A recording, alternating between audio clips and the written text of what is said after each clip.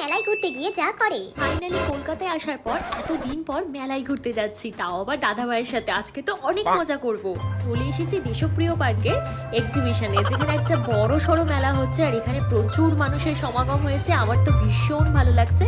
আর আজকে এই মেলাতে আসার একটাই উদ্দেশ্য হচ্ছে সুন্দর সুন্দর রিলস আর ভিডিও বানিয়ে নেব। এই দাদা ভাই, তুই খুব সুন্দর সুন্দর অ্যাঙ্গেল থেকে আমার সিনেমাটিক ভিডিও নিয়ে যাতে আমাকে দারুণ লাগে।